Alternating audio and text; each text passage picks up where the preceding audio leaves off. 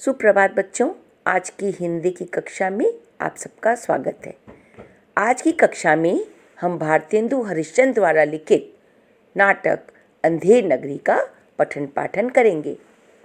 पाठ आरंभ करने से पहले आइए भारतेंदु जी की रचना के बारे में संक्षिप्त जानकारी प्राप्त करते हैं। भारतेंदु हरिश्चंद्र से हिंदी साहित्य का कोई भी क्षेत्र अछूता नहीं था। चाहे वो कविता हो, चाहे नाटक हो, चाहे कहानी हो, चाहे पत्रकारिता हो, क्योंकि मात्र 35 वर्ष की उम्र में उन्होंने कई रचनाएं कर दी थी।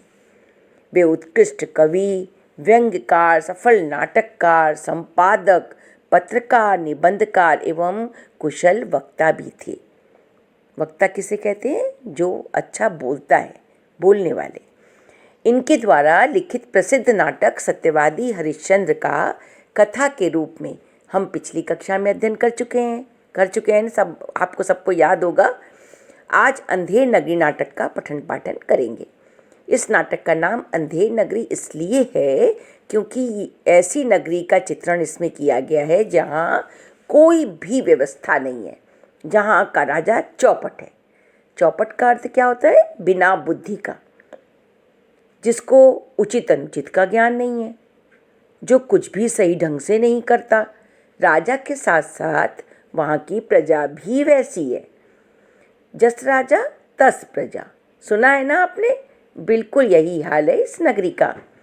भारतेंदु जी के द्वारा इस नाटक की रचना उस समय की गई जिस समय भारत में अंग्रेजों का शासन था।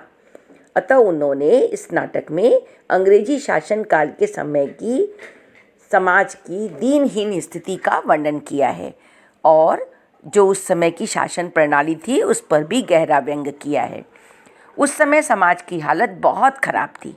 समाज विभिन्न पाखंडों, आडंबरों, अंधविश्वासों से घिरा हुआ था।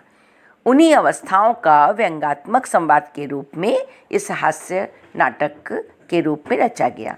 तो आइए इस हास्य नाटक का पठन पाठन करते हुए आनंद लेते हैं। बच्चों, इस पाठ के पठन पाठन के साथ हम विराम चिन्ह का भी अध्ययन करेंगे। तो शुरू करते हैं।